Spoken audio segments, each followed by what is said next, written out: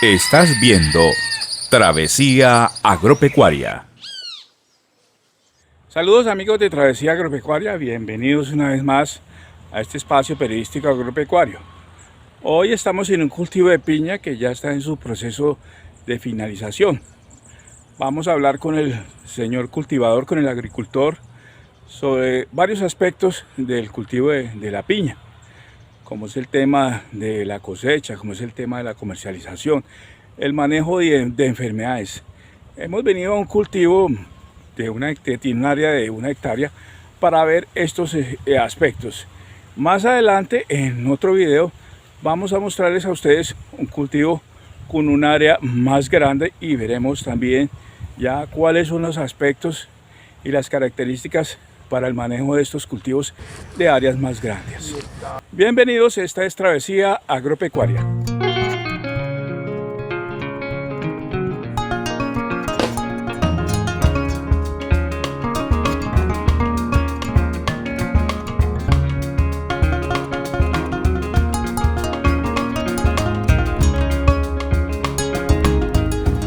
Estamos ubicados en donde, en la vereda de Apia y Villavicencio Meta.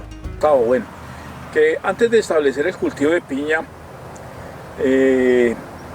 ¿cuáles fueron los acondicionamientos para el establecimiento del cultivo de piña? ¿Qué había aquí antes? Aquí habían potreros que estaban agotados, con suelos compactados. Lo que hicimos fue que esto era una zona que era de inundación, muy cerca de Villavicencio, por la vía que conduce a Los Nillanos. Y lo que organizamos fue canales de drenaje inicialmente con retroexcavadora para permitir que controlar las inundaciones. Y después empezar a descompactar suelos con renovador de pradera. Eso ya fue hace 7 años, yo tengo 7 años de arriendo en esta finca. Y logramos conseguir que los suelos fueran aptos con encalamiento, mejorando las condiciones del suelo y principalmente descompactándolo con cincel rígido y cincel vibratorio. Después de eso pues se hace toda la preparación normal que consiste en algunos pases de rastra, rastrillo, encamar para que la piña en estas condiciones que es de alta lluvias en 9 meses del año, hay que hacer muy buenas camas. Y empezamos a sembrar de forma escalonada todos los meses para lograr conseguir al final salir a comercialización todos los meses también. El tiempo normal de la piña son entre 13 y 15 meses, hay veces se va a 18 meses cuando los veranos son muy intensos. Pero así empezamos, hace ya 7 años en esta finca. ¿Qué costo tiene en la implementación, el establecimiento y cultivo de estos por hectárea?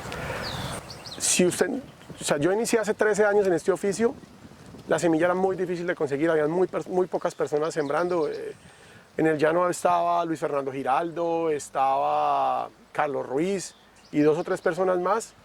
No era fácil conseguir la semilla, yo tuve que traer la semilla desde Armenia, pagar camiones desde Armenia a más de 300 pesos cada colino. Por hectárea se siembran efectivos más o menos 52.000 a 55.000 plantas por hectárea. En esa época el costo de la semilla era más alto, pero los costos de los fertilizantes y de todos los agroquímicos eran mucho más bajos. Entonces en esa época iniciamos con 2 hectáreas hace 13 años y hemos ido creciendo en la medida en que la misma planta nos ha permitido con semillas pues ir creciendo. Tuvimos proyectos de 20 hectáreas efectivas en el campo, más de 1 millón de plantas. Pero ya rebajamos el tamaño del proyecto por las condiciones que han pasado de pandemia, de paros, que se cayó la vía al llano a Bogotá. Pues tuvimos que rebajar el tamaño del proyecto de nuevo. En la parte de comercialización, fuera de esos inconvenientes que tuvimos de pandemia y el cierre de la vía de Bogotá en el 2019, ¿cuál es el canal de comercialización, digamos, desde aquí, desde los llanos, hacia Bogotá o hacia otras ciudades? Lo más complicado que tiene la agricultura es que los canales de comercialización son imperfectos. Entonces nosotros, es muy difícil entrar a las cadenas de supermercados, entonces básicamente es Corabastos. Corabastos Bogotá, en el llano no se consume piña oromiel, en el llano se consume piña mayanés. que es la producida en Puerto Rico y en Maya, Cundinamarca, son las regiones donde más se produce mayanés. Entonces el mercado objetivo de nosotros no es Villavicencio, el mercado objetivo de nosotros es Bogotá. Pero pues Corabastos ha tenido muchas dificultades en la comercialización, pasa por demasiadas manos la piña para llegar al consumidor final y se han hecho esfuerzos con las asociaciones en las cuales hemos pertenecido por comercializar, pero no ha sido fácil. Es una labor complicada y pues la comercialización con Bogotá es el centro de consumo al cual tenemos que enviarle. Está comprobado que es el mayor consumidor de piña de Colombia. Del llano salen 3 o 4 turbos diarias para Bogotá con 5 o 6 toneladas cada turbo. Y en el momento en que los agricultores de piña aumentamos mucho nuestras áreas, que fue lo que nos pasó hace unos años, se vienen tiempos muy difíciles con precios de 300 y 400 pesos por kilo, que ni siquiera costean el 50% de lo que era en ese momento el costo real de una hectárea de piña. En este momento, pues con la pandemia y todo esto, no hay tanta piña sembrada, el precio se ha mantenido estable entre 800 y 1200 pesos. Pero el problema que tenemos ahora es que los costos se han incrementado en un 300%. Entonces, pues si la piña está a 800 pesos es como si vendiéramos antes piña a 400 pesos kilo. Bueno, cuando hay una sobreoferta, digamos, todavía estamos muy insípidos en el tema de la agroindustria, de la conservación de la piña en las conservas. Hemos hecho muchos esfuerzos, por eso la verdad es que las asociaciones que han trabajado en eso y hay programas estatales que han intentado, pero lo que se puede industrializar es muy poco porque el mercado de eso no es un mercado real, es un mercado muy pequeño. Y por hectárea, si usted tiene una buena producción, sale entre 90 y 100 toneladas de piña por hectárea, de piña oromiel. Entonces, digamos, yo siempre he sido convencido de que hay que industrializar para poder soportar esos embates. Intentamos hacer piña enlatada, no tiene mucho mercado, está saliendo a nivel mundial de las latas, la gente no las quiere. Piña deshidratada, con unos muy buenos márgenes de utilidad, pero pues entonces lo que se vende es muy poquito.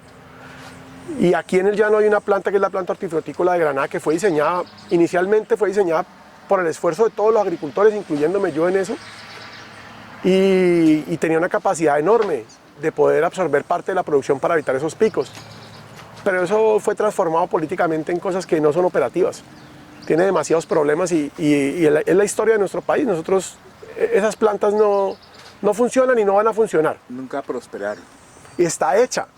Sí. Compraron parte de la maquinaria, en el diseño inicial la planta era diferente, tenía una capacidad productiva muy grande y se fue convirtiendo como en cómo darle gusto a una asociación y cómo darle gusto a otra asociación y quedó convertida en nada, porque quedó una planta que es para un poquito de piña, un poquito de papaya, un poquito de plátano y realmente no sirvió para nada. Pues ya por motivos de que usted está en la terminación de este cultivo por la entrega de la finca donde está establecido, ahí han proliferado algunas enfermedades y eso nos da la oportunidad de hablar un poquito de estas enfermedades y las consecuencias y digamos el manejo que se le podría dar. Digamos que aquí ¿Cuál es la enfermedad más común, Fitóctora. más recurrente? Fitóctora es la enfermedad más común en piña. Nosotros tenemos, hay que hacer el contexto de toda la situación. Estos son suelos que llevan 3 cosechas de piña encima en los últimos 7 años. Entonces, son suelos que son suelos bastante húmedos. Estos son, digamos que vegas livianas. Estos no son sabanas, estos son vegas livianas. Entonces, aquí no son condiciones ideales para sembrar piña. Yo luché mucho aquí contra el agua, contra los 9 meses de invierno que hay, pero por la bondad que tenía la cercanía con Villavicencio. Me permitía estar cerca de mis hijos, cerca de otros oficios, y por eso se hizo el esfuerzo, pero realmente aquí más de una cosecha en el mismo no se debería hacer. Entonces esto ya tiene 3 cosechas encima, a pesar de que uno recoge todo el material vegetal que quedaba, las enfermedades quedan, las bacterias quedan en el suelo y hay mayor proliferación. En este momento tenemos, con el invierno anterior que fue en octubre, fue muy agresivo, muy agresivo el invierno y de aquí habían 150.000 matas sembradas en total y de las 150.000 matas se murieron más o menos 40.000 a 50.000 matas se murieron por fitóctora. tuvimos un ataque generalizado, casi se nos muere todo, le hicimos un manejo convencional, que es un manejo que no es, digamos que, muy efectivo cuando ya hay un ataque tan fuerte. Lo que hicimos fue aplicar una técnica que nos recomendó un agrónomo amigo, que fue cal viva, más o menos unos 3 kilos de cal viva por un tanque de 1000 litros de agua y medio kilo de oxicloruro de cobre, y cada 5 días estarle pasando por encima y metiéndole más o menos 2000 o 3000 litros de agua por hectárea para hacer el control. Hicimos el control porque tenemos cosecha, así sea que se haya perdido un 30%, por lo menos un 60% lo logramos salvar. Pero el ataque fue fulminante, el ataque era para que no tuviéramos una piña hoy por hoy. Entonces ya uno aprende que no debe seguir peleando con las condiciones del clima, con las condiciones medioambientales, y mejor ir a buscar sitios como San Martín, como de Puerto López en Altillanura, para seguir los proyectos de piña, porque deben ser sitios muy drenados, o si no las enfermedades nos van a acabar. Bueno, la piña cuando llega al corte de cosecha, ¿qué pasa con estas plantas? ¿Se erradican o ellas pueden dar otra floración? Hay fincas en las cuales se está sacando una segunda cosecha con buenos resultados. Tienen que haber sido matas que no hayan presentado ataques de plagas ni enfermedades muy grandes, porque en la segunda cosecha es más complicado. Pero normalmente la piña es una planta de un solo corte. Son muy pocos los sitios que se están haciendo piña de segundo corte. Porque la piña de segundo corte es una piña que se queda pequeña y que presenta muchas enfermedades. La piña, el proceso, en teoría, a los 7-8 meses tendríamos que estar haciendo la inducción para que la piña flore, para que la mata de piña haga su floración. A los 135-140 días después de hacer esa forza, encontramos cosecha.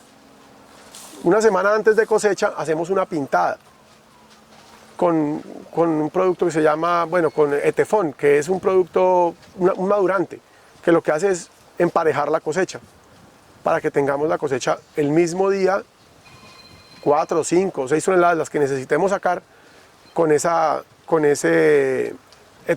madurante. Después de eso sacamos la cosecha y hacemos un proceso de poda de las matas y limpieza. Se le quitan los hijos axiales que tienen, los basales, y se abona la mata y empieza la producción de semilla. Pueden ser, dependiendo de las necesidades de la persona que tenga el cultivo y las necesidades de semilla que tenga, pueden ser 6 meses más produciendo semilla, 8 meses más produciendo semilla. En este momento está sacando una semilla. Sí, señor. Esta semilla va para el establecimiento de otro cultivo. Sí, señor, en otra finca. Digamos, de las enfermedades que encontramos aquí, ¿estas enfermedades no van en la semilla? Sí, claro, por eso los semilleros están en la parte donde no hubo enfermedades. Ajá. Y en la parte donde vimos que hay enfermedades no debemos sacar semilla porque se transmite. Pero esa semilla de todas formas le van a hacer su tratamiento. Claro, la semilla siempre antes de sembrarla o recién sembrada se le hace un tratamiento con un insecticida para que los insectos como el chinche no le lleguen y las enfermedades no y las enfermedades, bacterias y hongos también hay que hacerle con bactericida o para que se sumerge la semilla. Una técnica es sumergiendo la semilla en agua con esos productos y la otra es haciendo una aplicación muy fuerte después de sembrarla. ¿A qué distancia debe ir cada siembra? Yo estoy sembrando cada 30 centímetros, cada 32 centímetros. Cada 27 centímetros podemos subir el área a 55.000 matas por hectárea y cada 30 podemos bajarla a 52.000. Yo prefiero sacrificar un poquito de área, pero de pronto tener un mayor tamaño de fruta al final.